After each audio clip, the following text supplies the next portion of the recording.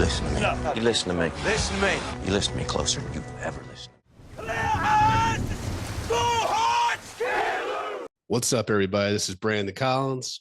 And I'm Chris Allen. And this is Friday Night Lights Rewind, and we are talking about episode 18 of season 1 of Friday Night Lights Extended Families, where we witnessed the fallout, the Garrity affair.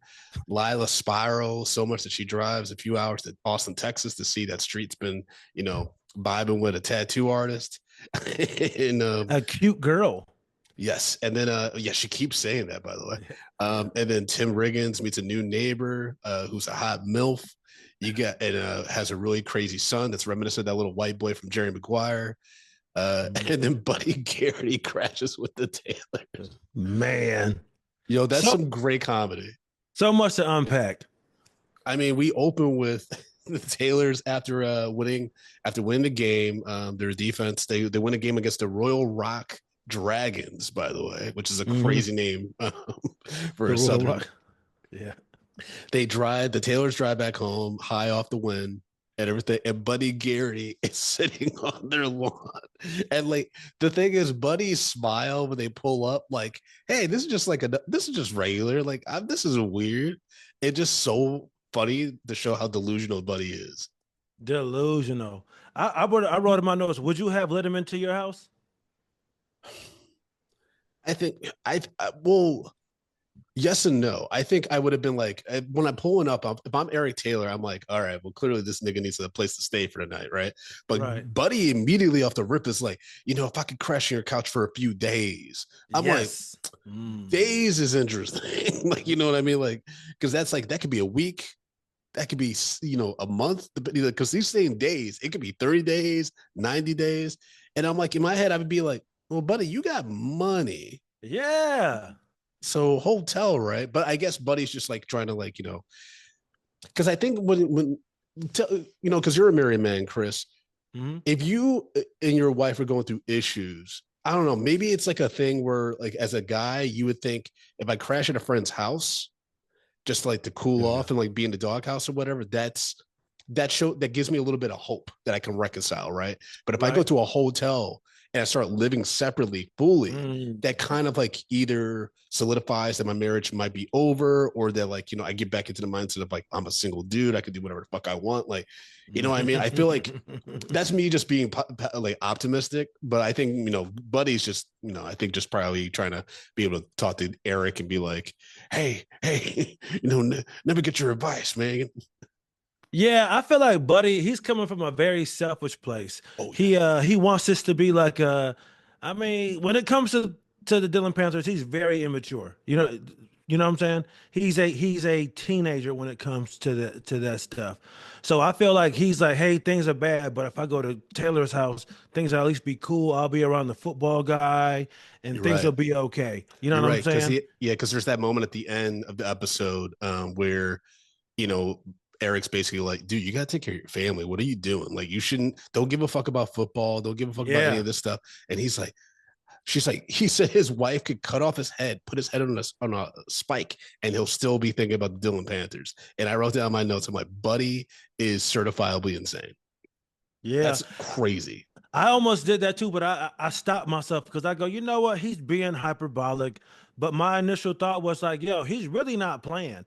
Like, I feel like Coach Taylor that was his moment to kind of like let him know, like, yo, you're fucking crazy about this shit. This is crazy. And like the entire incident with his family, that's his moment to slip that shit in.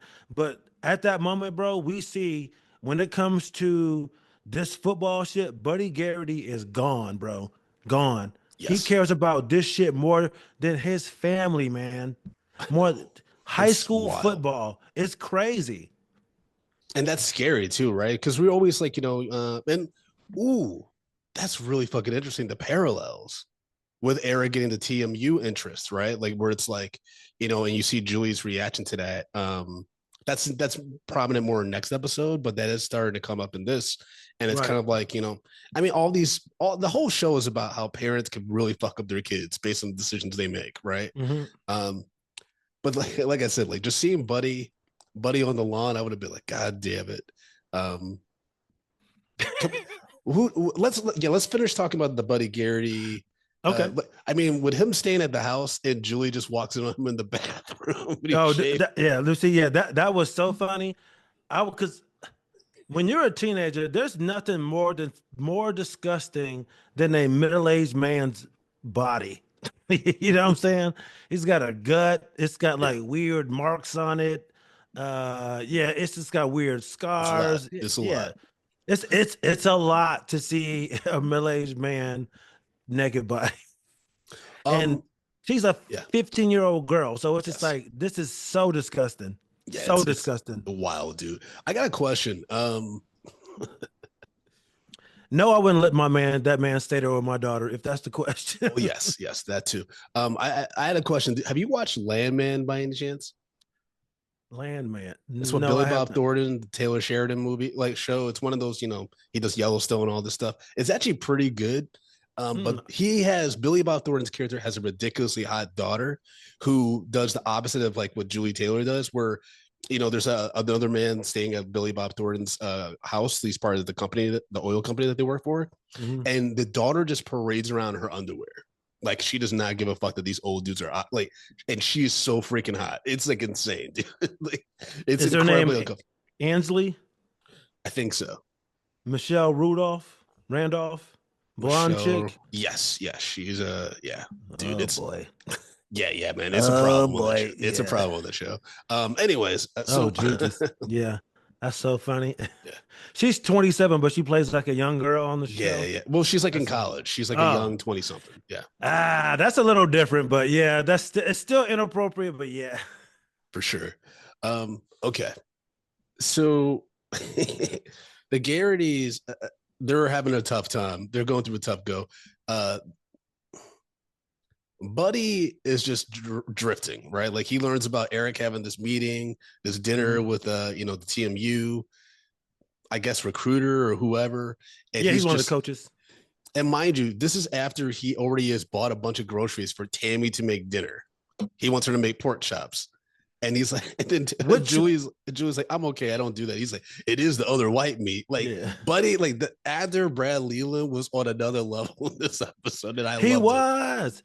And then the fact that Coach didn't say shit, because when he comes in the kitchen, she's like, yo, when they go outside, she's like, he's got me making pork chops.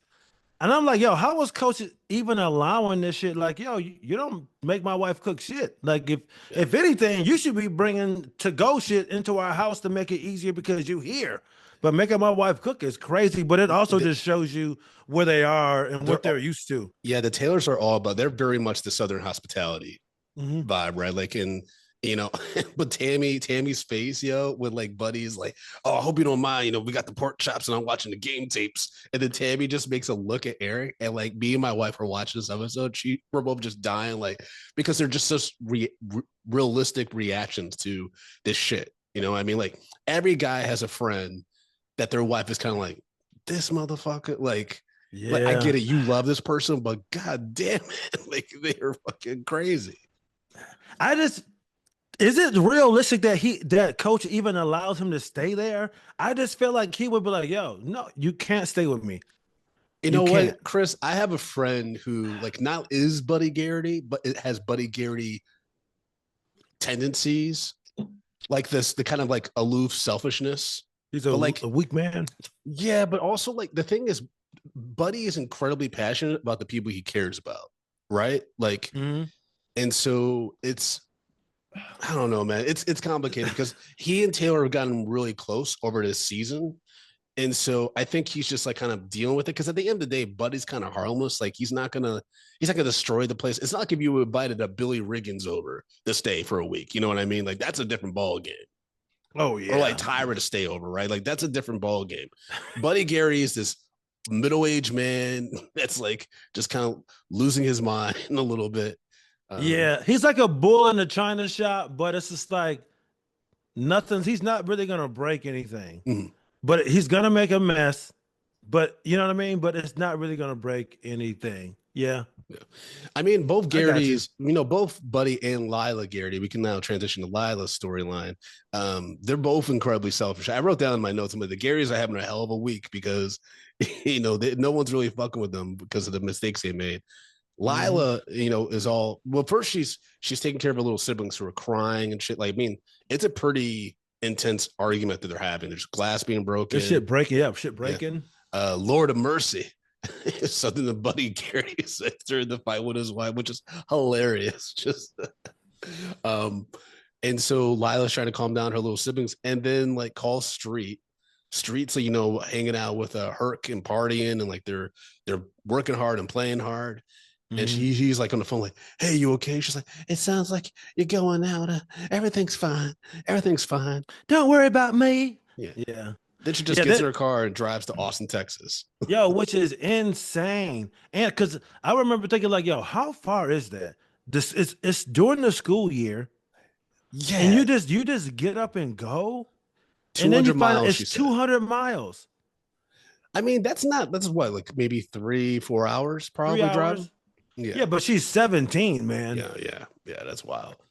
Yeah, I mean, but I think it also showed you the chaos that's going on because her mom's upset, the dad's out of the house, everything is crazy, and that's when these things happen, and that's why it's important for kids to have the stability, because when shit starts to get jumbled around, that's when they can slip out. Things like this can happen. Because she's comforting her little siblings, but then she tells the little brother, she's like, "You gotta be strong. You gotta be strong for mom," because she said, "I'm like, I'm getting the fuck out of here. I gotta get out of Dodge for a little bit." Yeah. So to keep going with the Buddy story, do you think it's funny that that Lyla is slowly realizing, oh shit, I'm more like my dad than my mom? Yeah, I mean, I think that's what triggered her to go to Street. I think, obviously she wants a companion, like to talk to and like to help support her during this trying time. But I think it's also like, tell me, she goes to him and be like, tell me that I'm not like my dad. Tell me that like, you can forgive me for my transgressions. You know what I mean? And then she sees Street flirting with this blonde tattoo artist who like is cute, but like, you make a Kelly girl. Like the fact that you shook about this shows that you all fucked up. It's crazy. It's crazy. It's crazy that she even thinks that this is a thing. But also, look at her whole situation. Yeah. She's the one that cheated. Her dad just cheated on her mom, and she finds out I don't think this is at the time, but I don't think she finds out that it's more than once yet. That's next episode. Yeah, okay. But it is coming to a head though. Like all these things bleed into each other. So yeah. So I think she's really conflicted with that. Like she's definitely not the person she thought she was, and and she's young too. She's young. Yes. So I think that's the biggest thing too. Like, she's like, this is a grown woman with a job and a car, and she can do all these things that she can't. Like she doesn't have the life experience to really like console Jason at all.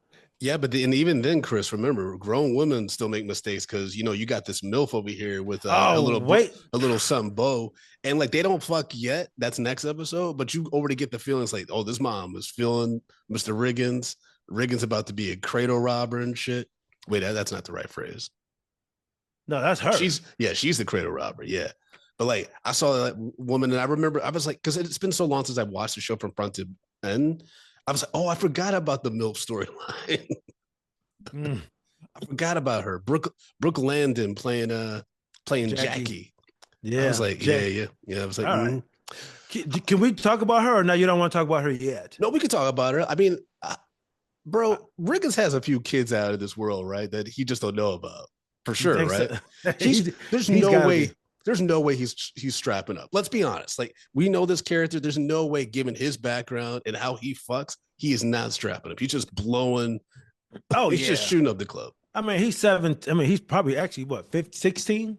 Because he's not a senior. He's a sophomore. He might be 17. He might be. I think he's 6. I think he's 15, 16. Because him and because he doesn't graduate till season 3. That's when he's a senior with Saracen. Right? So that means they're 15, bro. 15. I would say he's 16 at the okay, he might be a little bit older. Yeah. He is 16 years old. He's But 16. he's lived the life of like a 50-year-old man. Think about it. Between his brother and his dad, he's lived a hard life, dude. He has. Like there's a reason why he looks. It kind of works that Taylor Kitsch is older than that age because he would be like for a kid that's gone through all the shit he's gone through, and even in the past, just this season with his best friend being paralyzed, he fucks his best friend's girl. His dad comes back, gets into some shit. He becomes even more of an alcoholic at times. You know, he had the whole race thing. Like he's been through so much shit. Yeah, he's a little. Yeah, he has the like the life of a troubled grown man. You know, he's a seasoned man, young man, Yeah. and dude, I really feel like this woman is a groomer, man. I'm sorry, man. Okay. I really do. Like, I mean, immediately when she meets Tim, it's like there's vibes. Like it's like, oh, they're gonna fuck for sure. They're yeah, gonna fuck. because when she comes to the door, she's just like kind of taken back, like who comes to the door, you know, at the party. And she's like, "Hey, can you turn it down?" But yeah, she kind of has this look like, "Whoa, like who is this guy?" Mm. You know. But I also like, man, I feel so, god damn it, Brandon, I hate this shit because it's like, but she's a single mom, she going through some shit, and now at the dinner, Bo kind of like he kind of tells all his mom's business about how she was with an abusive guy Yep. and they had to move from Knoxville. So like it's like they're kind of making you feel bad for her. But yo, what's even more wild, if you watch this shit with a skeptical eye, Bo seems like the one pushing for this shit. Oh yeah, I think When you if Bo you yeah. yeah, Bo's intentionally going over there. He's like, getting close to the, but he also was probably looking for a father Yo. figure. Like that's why I said it reminded me of Jerry Maguire, like that little Yes. kid and stuff. Yeah, it's just because like I was like, yo, this is kind of weird because it's like, yo, what if she on the low is like pushing Bo to go over there? Like, Mm-hmm. how deep does this shit go? And I know that's probably not the case, but I was like, yeah, because she's just so creepy to me, man. She's creepy as fuck. And the biggest part that makes me think she's a creep is when after they have dinner, she knows Tim was a boy. She knows he's not a grown man. And then she says this shit. She yells back to Bo. She goes, "Hey, you got the man waiting for you over here." That to me, that's like some groomy, like she trying to trigger Tim to think like, oh, she thinks I'm a man. You know that's not a fucking man, but you're trying to impress him and call him a man. I think that was very manipulative. I think that shit was sneaky, and I think she's setting this shit up. But I get it. She's hurt. She needs help. Bo was looking for and the thing is, Tim's not even ready for this shit, bro, because like you said, Tim uh, is like a father figure, but also like I thought about that too. He should really be a brother figure, but this whole dynamic is so fucked up that Yeah. Bo was looking for a dad, he is looking for a dad, she looking for a daddy. You know what I'm saying? So like, it just really show you how inappropriate and weird this shit is, man. Because like this is a lot for Tim to be taking on. I know I'm Yeah. probably overanalyzing it, but this shit is It is a lot. crazy. It's It's a a lot. lot. It's the last thing he needs in his life right now. He got this little Is kid. it?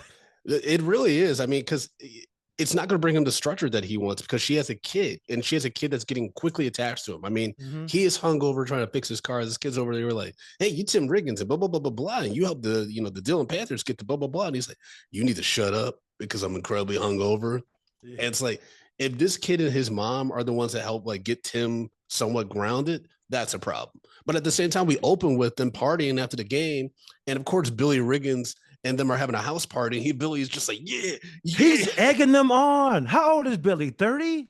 I don't even think so. But didn't we talk about this? He's like in his early 20s. He's not that much older than Tim. He was a grown man, like, we're Yes. going to stay. I'm like, bro, come on, No, man. they're going to stay. I know. I'm like, bro, you need to be going to bed so you can go to work tomorrow. It actually is quite disturbing because people that live vicariously through folks like this Dillon Panther team, that's such arrested development, bro. Like if you were a grown man, right? Like remember that guy who was like taunting Julie at the diner or whatever? It was like, Yeah. oh, you're not gonna get one of these, the rings and stuff. I'm like, nigga, you were here with a family and you're talking to the daughter of a coach. Like, what is your life about where you need to even spend time doing this? I know, man. I mean, and I like Buddy. I do. I think he's a great character. Yeah. But say they're all just like in this. They're locked in this time of like that's all they care about, man. It's pretty crazy. Yeah, man. You're a grown man. You're yelling at a little girl over a football game. It's insane. Completely insane. Insane. But again, but you've always said this. The amount of pressure that they put on these kids to win these games, because it's a small part, but you're starting to hear it from Saracen. He's terrified that he's going to let everybody down. He's scared. Yeah, he is scared, bro. Yeah, I mean they're all fucking freaking out at the same time, and they have terrible adults around them because we haven't even talked about Tyra. Tyra has a party, and like her mom and a bunch of adults are there partying because Julie sneaks out to go to the party. That comes to a head when Tyra's mom gets fucked up and shit. And I forgot about that part. Yeah, man, I was just like, I wrote down, I was like, even where I'm from, where like teenagers drink a lot, especially in high school, the parents never drink with the kids. Like that's insane to me. Like that's so irresponsible, and it just shows that Arrested Development, right? The fact that Tyra's mom, and she says this like in the next episode where like, you know, they talk about college prospects for Tyra and stuff. She's just not well. She may love her kids. And the thing is, like for me, love only goes so far if you are intentionally hindering your child's ability to be successful. Right. You know what I mean? Like Tyra's looking at her life and saying, is this what it is? Is this what, because when you have that mentality as such a young person, there's a reason why Gen Z is like the most pessimistic generation of our lifetime. You know what I mean? Like, because they're looking at all the adults in the world around them, like, why the fuck should I kill myself trying to like be highly educated or be successful? Like, this is all bullshit. Mm-hmm. It's like the Matrix. You know what I mean? Right. And she's been seeing it for a while. She's been seeing it for a while. I think she's known it, but having Tammy kind of like reinforce these small ideas that she's been having, you know. I think that watering those seeds in her mind has really helped her out, and I think it really I don't think it scares Angela Collette. Yeah, she doesn't want to be left behind. I mean, it's such a small town mentality, man. She's terrified. 100%. Terrified, man. It's sad. I mean, everyone's terrified. People are terrified of change. That's whole Lila's thing, right? She goes to meet Street in Austin. She sees that he's got a tattoo with Sanskrit, which my wife is so upset about. She's like, what does this white girl in Bumfuck, Texas know about Sanskrit? Like, that's so crazy. But then Lila's like, you know, her and her get a little into it. She's just salty as hell because like when she shows up, Street's just like, hey, he's just like, hi. And her calls her a buzzkill, and she's like, Miss Buzzkill's here. I was like, damn, like no one likes Lyla. And they don't. I mean, rightfully so. Yeah, to be fair, and outside looking in, like, yeah, like Street's just a very like forgiving man. And I think it's because he needed some kind of stability. Like, you know, and Lyla doesn't treat him anymore. She treats him like he's regular Street, right? Whereas his parents are his parents are still kind of like walking around eggshells with him, like so are other people. So I think he's attached to that that sense of normalcy with Lyla. But it's clear they're on their different paths. He's engaging like in a different world, like, you know, he's trying to get on this Olympic rugby team, and stuff like that. And Lyla says, doesn't she say like the people that you're hanging out with now scare me, and I see you changing, and I'm not changing with you. And like she starts freaking out and breaking down about it. But then I guess Street dicks her down, and then she's feeling a little bit better at the end. Yeah, it finally worked. And I really like the line. I wrote it down when she looked at the tattoo and she goes, "It's not you," because I remember thinking that too. Like that's really not him. Very impulsive.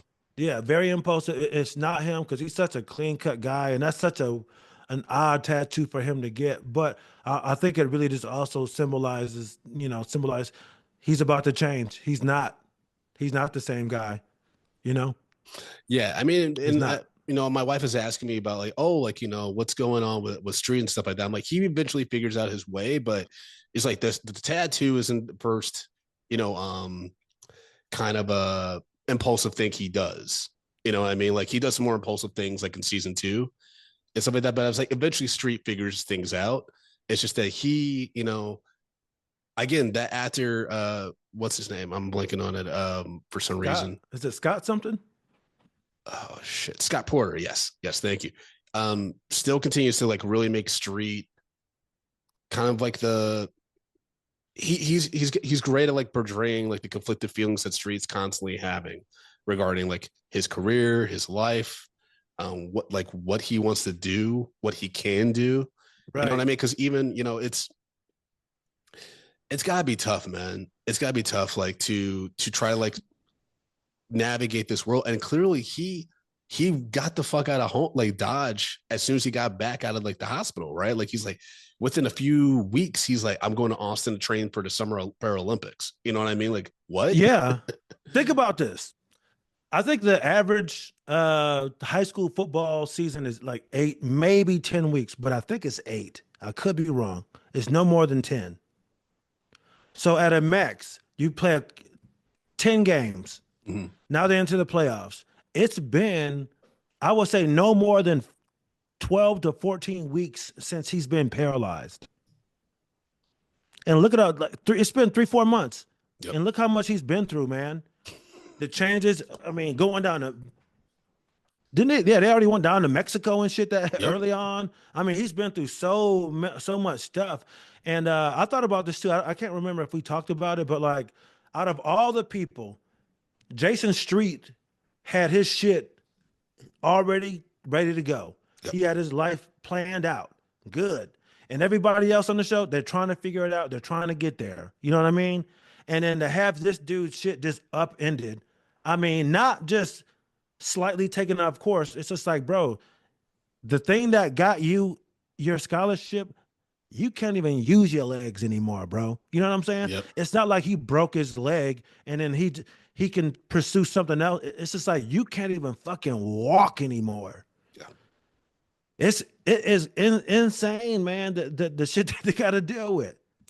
It is. And then he wants to get married and then dealing with, and then like, yo, could you imagine how tough that really has to be? You're the man. Buddy Garrity is on your dick. He wants you to braid. He wants you to give him grandbabies that's going to play for the Dillon Panthers.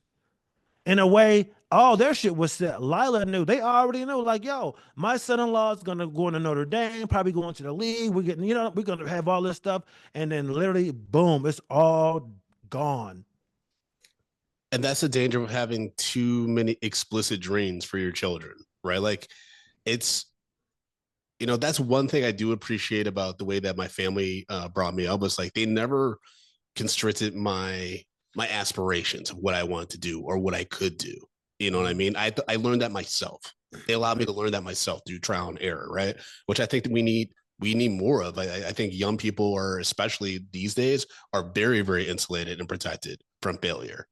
You read about what they're trying to do in a lot of schools. The parents are fighting for like taking away grades and like eliminating certain parts of history so their kids don't feel bad and like all these weird things where it's like, but this just we have to be educated. We have to know how to handle challenges and adversity and conflict and things that make us uncomfortable. Otherwise, that's a terrible way to try to navigate life. You know what I mean? Right.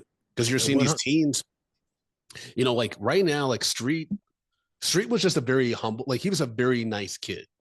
Like Street, there's a world where Street's a fucking piece of shit asshole. He is a terror of the town, but he gets away with everything because he's a star quarterback. Mm-hmm. You know what I mean? Like that's kind of what they get in season 3 with that one kid that comes in. Remember JD or whatever the fuck? McCoy, yes. Because the JD is the dad, yeah. But McCoy, when the McCoys come to town, that's when you start seeing this is when shit can get real bad. Yeah. I thought about this too, like how like Jason Street, sweet all-American kid dating the cheerleader. It's and it's like say he started for 4 years. For 4 years, you got this cool leader, and then the McCoys come, and all of a sudden everything changes. The star quarterback, he checks all these other boxes, but now he's a fucking asshole. Mm-hmm. You know what I mean? Same thing with the coach. Everybody likes the coach, and then for 10 years, everybody loves him.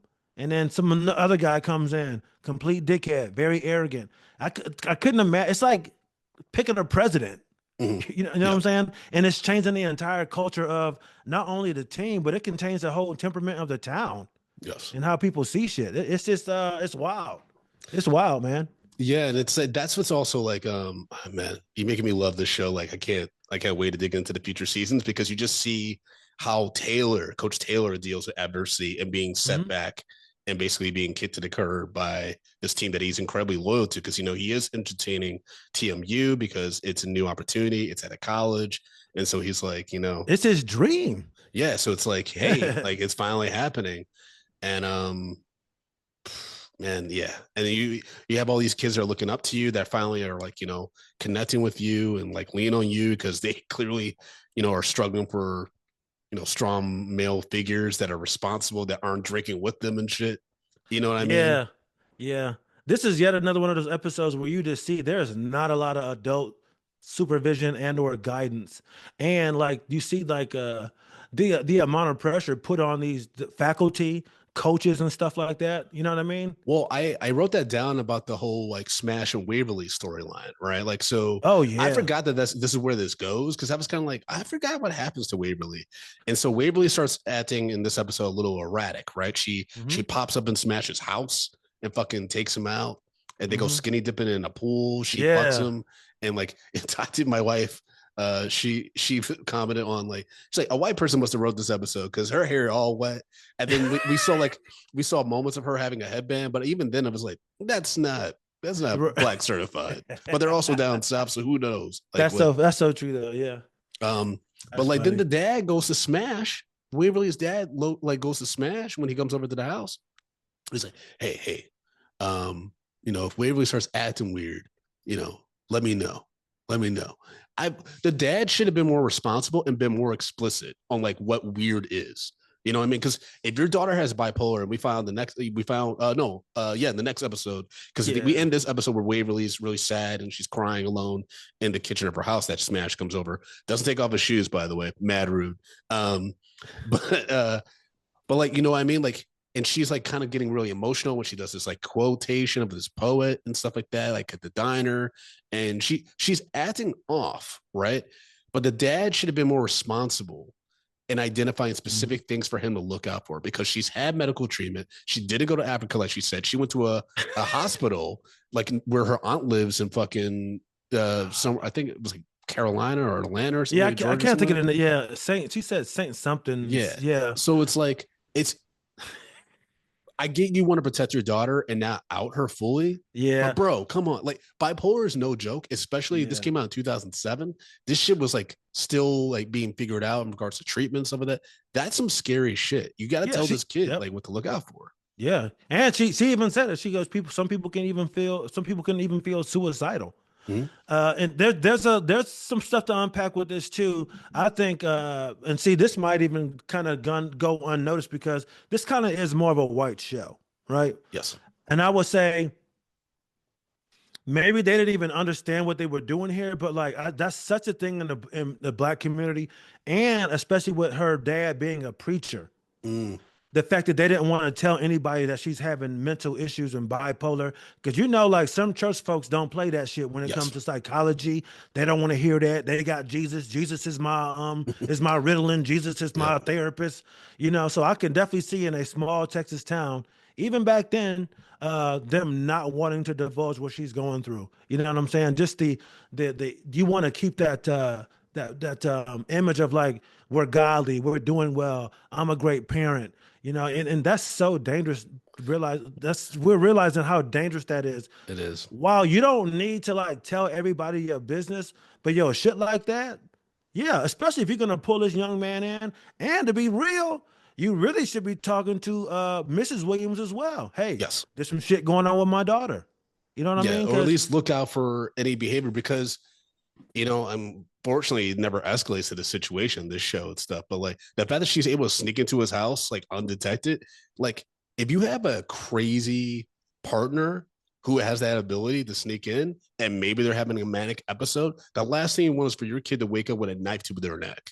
You know what I mean? Exactly. Like there's some scary shit that could happen with that. Like dangerous. I have someone in my life who their teenage son like broke up with this young girl, and she was sending violent texts to him and like threatening self-harm, like all this stuff. And it's like, that's scary, you know. Like, and I know quite a few people that have bipolar disorder, and they have these episodes, like no matter, even with medication, right? Because sometimes things can get off balance, you know, whether if you're a woman on, like, you know, has bipolar disorder, but you're also maybe on preventive, like sex care, like, you know, like you're on the, you know, the pill or or something. something like that. Like these kind of things can fuck up your hormones, which can make it tougher to calibrate your meds. You know, there's Right. all these things, especially for women, especially for Black women dealing with this disorder. I'm sure even if they did try to get her the best medical um, services available, it probably is still undercut by, you know, bias. You know, that's just that, and folks, that's just like that's a not science, but that's just statistically known that Those Black are women facts. specifically are undermined in the medical field for treatment. Yeah, I didn't know that either until I really started talking to my wife. We get underdiagnosed, they get Yep. underdiagnosed or not misdiagnosed. I'm sorry, and people don't listen to them. Yeah, you know why I don't know much about the medical just industry is because I was in the military for 20 years, so I dealt with military doctors. I didn't. So for 2 decades, I never really had to deal with any civilian doctors. But like, I sent my sisters this thing where like, I didn't know how like they'll treat Black people different as far as pain management. Like if when Black people go in and say, "Hey, I'm feeling this way, I might need this," a lot, I can't say a lot, but people will tend to take that as, oh, this person's trying to get drugs. They want drugs. I didn't know that shit. Like they will tell Black people to push through pain when any other people that come in, they will get pain medication. But for Black Bro, people, we're told to like just kind of suck it up and be tough. bro, Like I my didn't even know wife, that was a thing, man. yeah, That's man, crazy. my wife had she was having abdominal issues for a while. She was having abdominal pain, like sharp pains frequently. She kept going to her gynecologist, right? And she's Afro Latina. And they kept being like, like, you know, it might just be stress or whatever. Like, and they would give her some pain meds. Turned out she had like a fibroid the size of like a grapefruit inside of her. Damn. She had to have extensive surgery. That's why she was in LA with me when I moved out there for about 2 years. She wasn't there for the first like 8 months because she was getting this extensive surgery. Like she had to prep for this extensive surgery and recover, right? And it took like 2.5 years of like when she first started going to a doctor to finally getting a doctor that listened to her and did all the right scans and was like, oh, that's why you're having these pains. We got to do the surgery.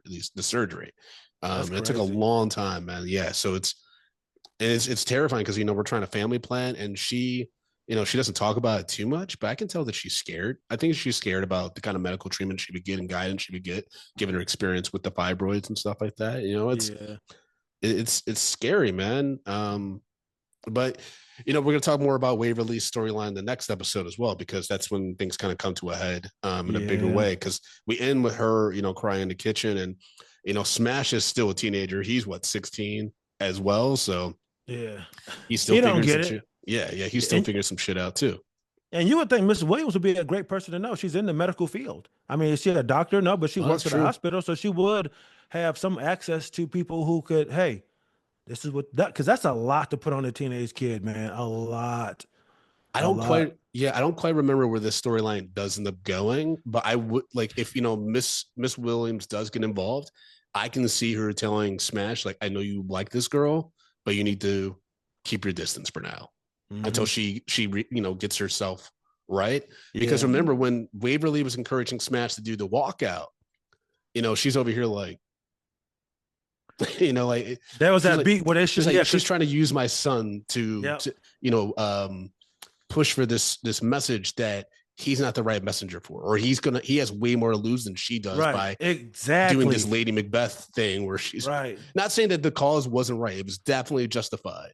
But you know what Yeah. I mean? Like, She didn't like the call to action from this girl to her yeah. son and seeing that it had influence over him. You know Mm-hmm. what I mean? I think parents in general don't like that, but I really think women don't like when they see a young lady coming in with they son. You know what I Yeah. mean? And like, I remember like when I was in grade school, you know, like everyone had like, you know, on these schoolyard romances and stuff that weren't really anything. oh But yeah, I remember my mom told me about this young girl that I was like, I had a crush on, and we were kind of dating, but it was like second grade. It's not really a thing. Yeah. But she told my mom, like in a grocery store, like, "Oh, like I'm gonna treat your son better than you do," and all this stuff. Oh. I remember my mom being so mad at me about that. Like when she came home, I'm like, "I don't even know what you're talking about. Like I'm a kid. Like what are you talking? Yeah, What?" she's like 7, and you're like, man, that's I mean, that had to be hilarious. hilarious though. Like in retrospect, that has to be like So hilarious that a funny. little girl just steps to you like, I'm gonna take your son away from you." You're like, That's what? that's so Don't make me funny. punch you. That's so funny. Yeah, man. I'm trying to see, did I miss anything I did else want to in say, this? like, to put a bow on the Smash Waverly stuff. I did write down, if anyone ever tells you that they were taking medicine and then they stopped and they feel so much better, I'd be like, that's never a good thing. I gotta ask more Yeah. clarifying questions. Yeah. You Like, know what yeah, I why mean? were you taking medicine that made you feel bad? Yep. You know what I'm saying? Yeah, that's man, that's a lot for him to take Yeah. on, man. There's so much going on here. I got a few more quick observations before we Oh get yeah, to me our too. ratings and stuff. Okay, yeah, I got a I couple here. said I wrote down in my notes. I love the nice honest moment between Tammy and Tyra, where they finally kind of have like come to a head about Tammy not wanting Tyra to be around because she thinks she's negatively influencing Julie, and then Oh Tyra yes. kind of goes off on that, like, you think I'm such a bad person that I'm going to rub off on your daughter and destroy her Hmm. life, and Tammy's like, you know what, you're right. Like, and I'm also like, I'm not giving my daughter the space to be herself because Yeah. she's growing, she's changing, and I'm not allowing her to change, and I'm not Hmm. allowing myself to have faith that I was a good parent and still that my daughter with like good decisions, good problem solving skills. So she's like, you Yeah. know what, Tyra, you're right, because she helps Tyra clean up the house after the whole party like gets crazy and shit, and their mom is in the hospital for the evening. And I thought that was a really nice moment between the two characters, and the actresses did a really great job with that moment as Yeah. well. Yeah, they really did. I put this scene in my notes as well, and I called it the tale of two moms, um, because I think at that moment that's when Tyra and as an audience we see these two moms on the opposite ends of the spectrum, where one is being a little overbearing, and the other one that's just a little too loose, and Yeah, there's that part of Tyra that's just like that's low key kind of jealous of Julie, yeah, but I think what really like brought Tyra in was Tammy's honestness and being and saying like, you know what, maybe it's me. Like you were saying, my girl is growing up. I should not put that shit off all on you. And I think that really hit home with Tyra, where it's just like, hey, you trust me. I'm not a bad person. Maybe I'm maybe a little misunderstood, and then having Tammy just come down to her level and really open up. I thought that was a really fucking dope scene because that shit started out pretty nasty. You know what I oh mean? yeah, yeah, for Tyra, sure. and honestly, like Tammy could at any moment say, you know what, I'm out. Do your thing. But Yeah, she didn't do that. You know, the fact that she actually took a moment, took that breath, had that conversation with her, trying to save this young lady, man, was really dope. And what we see happen with that dynamic is really probably one of the best storylines this to close out a season. Because this has kind of been yeah, happening for quite a while, and to have it happen like this at this time is absolutely amazing, man. yeah, I don't know how intentional it was to do it like right now, but with so much stuff going on, I think it's great. yeah. And their relationship continues to grow too over the series, which like I Hmm. appreciate and stuff like that. Another another note I wanted to flag was in regards to Tammy, Julie, and Eric. I forgot what they were talking in reference to, but Eric Taylor says to Julie, "I heard everything your mother said, and she's always right." I was like, I just love their relationship and everything. And then the last thing I want to flag is Street telling Lyla Freudian slip, where he says, "I haven't been this happy since the accident," and Lila's butthurt by that because Hmm. he's found people that have been like have gone through what he's gone through, and that are supporting him in this life transition, and his goal to be on the team. And you could just tell like Lyle was like, damn, like he really is moving on, and it's just going to be a different life than what we had planned. You know what I Yeah. mean? So let me ask you this: how do you feel about the street Lila scenes? Do you? Because I know for me, every time they come on, I'm like, yo, just end this shit.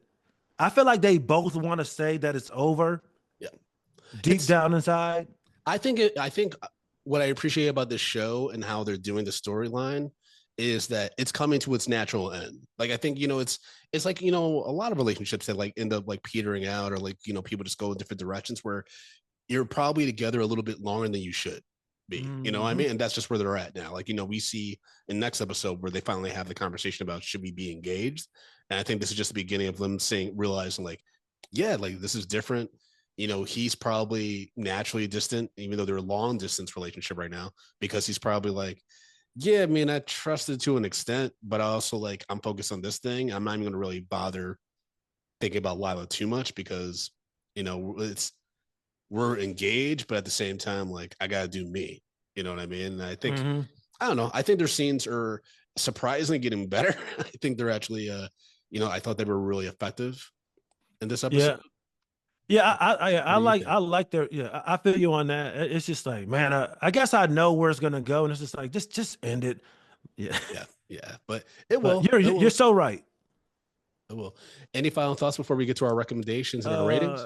I thought it was funny. This to go back to the Riggin storyline. Like the first time he goes to dinner, they have a taco casserole. So the first night there, he ate a taco. Just a lot of, it was just a lot of little weird kind of foreshadowing where this is what gonna go. So I just eating her taco. Let's see. I just thought that was funny. Yeah. Did we miss anything?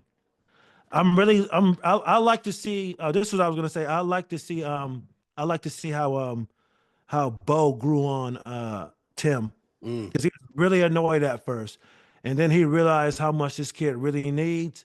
And I think at a moment he was like, you know what, maybe I can be what I didn't have. I can be that for this kid, because he was super annoyed at first. So seeing little Bo grow on him is has been cool, man. I love little Bo For sure. Yeah, let's see. I think that might. Oh, the one last thing. After this whole thing with Buddy finding out who he went on the dinner with, like I would have kicked him out of my house immediately, because he like did that little weird, trick with the notepad. It's like, yo, you're snooping in my house. You're snooping. Yeah. So yeah, he would have been dead. Okay, I think that's all I got.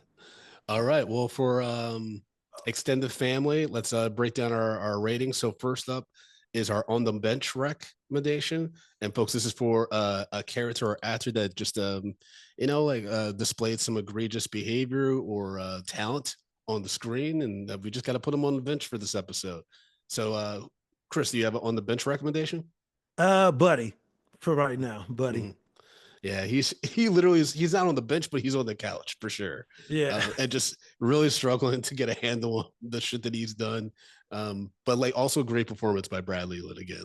But the character definitely is on the bench for this one. Oh, 100%. Yeah. Yeah. I would put second to that. I would put Waverly's dad.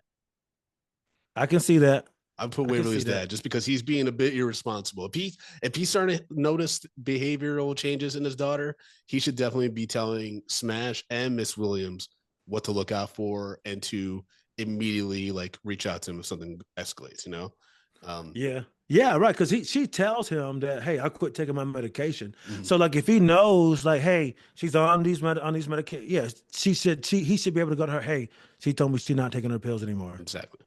Yeah. All right, thanks. All right, so next is MVP character, the most valuable player. So this goes for the character that displayed great leadership or intuition on this episode. Did you have an MVP character for this episode? Oh, of course. And she's won it so many times. Tammy Taylor, man. Tammy, man. Yeah. What? She's won it so many times. Know, how is this not her show? It kind of low key. I'm starting to ask myself that. How was it not her show? Yeah. Oh shit. She's huge. No. Yeah, you're right. I was just thinking, like, what if they went with a female coach for the reboot and like it was Jury Smollett or something? Damn. That could be interesting. That could be different. I don't know. I'm more sold on like Tim Riggins coming back. Riggins would be, but it would be interesting. How would they cast a female coach? Like, what are we going for aesthetically? You know what I mean? Mm-hmm. That would be, are we going for like a Melissa McCarthy type? Are we going for a Minka Kelly type? Are we going for like a feminine yet mask? Are we, you know what I mean? That's what I'm saying. If they of, went female, it would have to be Journey. It would have to be a character that the audience is already, the like returning audience would already be familiar with, and that would buy that because that was her whole character arc, right? She wanted to be a coach. You know what? That's not bad. The only thing is that I know Journey in regards stinks. to, because of things that happened with her brother, which is really unfortunate that bleeded over to her. I know that she, for some reason, people have weird reactions to Journey Smollett. I don't know why, but you know, maybe we'll get to discuss that in future seasons. But like, it's weird. Some of the I'm not a fan. I'm not a fan. Even in Lovecraft Country. I'm not. I think I don't like her. I loved her in that, and then she had them guns. But anyways, so MVP character. Yeah, Tammy. That's a good one. Yeah, I think Tammy. Tammy pulled it out. I think Tammy for this episode. Yeah, for me, it was a scene. I'm conflicted between her and Tyra. A little bit, because I feel like Tyra is really sticking up for herself. She wants to do well, but the talk that she had with Tyra that opened up and got Tyra to go, you know what, this woman does like me. She does want to help me. I think that speech really put her over the top for me for MVP. That's fair. Yeah, that makes sense for to me as well for MVP character. Now, Game Ball for performance. This is specifically calling out an actor or actress that really showcased their talents and went above and beyond for this episode. Did you have anyone specifically, or like I did. Okay, is it going to be? I picked Connie Britton again, or no. I didn't get her name. I said, but Waverly. I thought she had to play such a wide range of emotion. You know what I mean? Like the Aisha Davis. The pool. Aisha Davis, yeah. The pool scene, like the way they were looking at her in the diner when she was just like so passionately going on that anti-white literature rant, and then quoting the poetry like you said, and then later in that episode, like just up in a ball crying. Yeah. So I feel like she had such a wide range of emotion, and she did well. And I felt like there were times where she even elevated Gaius's. That's his name, right? Gaius's performance, because I don't think he's a strong actor at all. And we know, yeah. That's a good one. That's a good one. I mean, who'd you pick? That's a really good one. I am gonna go with. Damn, that's actually a really good one. I'm surprised you like my pick. Not liked it, but that you even agree. Because no, that's great. Because I hadn't thought about that. Because initially I was going to do Brad Leland probably. That's a great pick too. Or Scott Porter, like a street. But yeah, I'm gonna go plus one that Aisha Davis, or Aisha Davis, because it's AASHA Davis. By the way, I looked at her Wikipedia page. Apparently, her older sister was killed by her husband, but they never found her body, and like he was convicted of murder and everything like that. And there was actually like a episode of Dateline about that's like crazy. Yeah, they never. It's so crazy, but yeah. Shout out to Aisha Davis, because Waverly, we were kind of like, what's going on here? Where's this going? And now it's like, okay, like now we're actually getting somewhere, and like it's showing Smash and how he deals with personal adversity, not just stuff with like his mom and everything like that. Yeah. Real quick, if you have that pulled up, is Bo still acting? Is that guy acting? Bo? Yeah, the kid Bo. Oh, I mean, I would have to. I thought you had it pulled up. No. I just thought you might have had it. Jay Head, who plays the kid. No, looks like the last. He's on Yellowstone. He's on Yellowstone for episode SVU, but yeah, he hasn't been on anything since 2019. So what's he in his? I'm guessing mid-20s. He is 28. Damn. Yeah. Okay. Yeah. I always wonder, what's he up to now? Okay. Damn, when he was born, he had no aorta, and blood vessels had to be adapted to temporarily replace the aorta. He had open heart surgery at 2 months, and again at 14 months. Over a 3-year period, his pulmonary vein was converted into an aorta. Jesus. Man. That's probably why he's like a little stunted in growth and stuff. Yeah. So that must have been huge, because like they got these parents, they got this baby that almost died. Now he's on this hit TV show. Like, you know how awesome that must have been? Like, he wasn't supposed to live. Now look at him. And he got cast in the show from working with Peter Berg on Hancock with Will Smith and Charlize Theron. Damn. He was Charlize Theron's son, I think, in that movie. That's crazy. Yeah. That's crazy. All right, let's score this episode. Extended Families episode. What was this one? 18? 18 of season 1. Our score, folks, if this is your first time listening, we go 1 to 10. 1 being a drunk Riggins puking on the field, and 10 being a Coach Taylor Hall of Fame speech. So, Chris, we watched Extended Families. What say you for this episode? I'm going 8.5. Okay. 8.5. Yeah.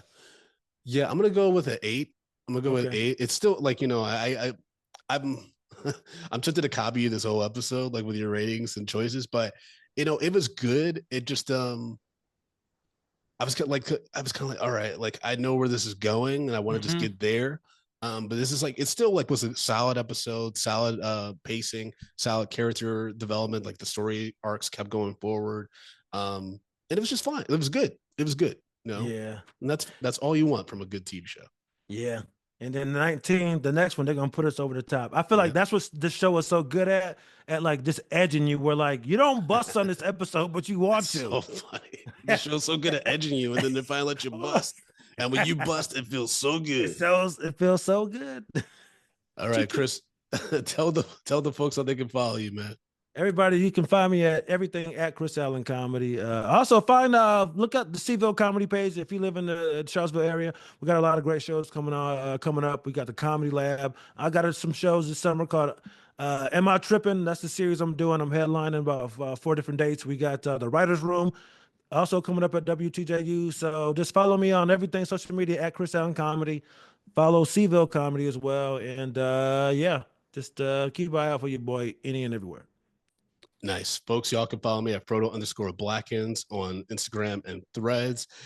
Be sure to leave us a voicemail at 347-454-1501. Let us know what you think of the show, what you thought of some of these character arcs that we've been discussing, and what you're looking forward to in the future seasons of the show. Again, it's 347-454-1501.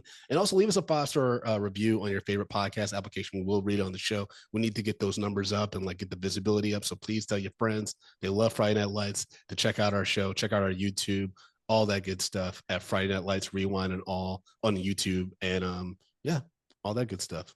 Yes. All right, y'all. Talk to y'all next Friday. Peace. Clear eyes. Full hearts. Can't lose. Peace.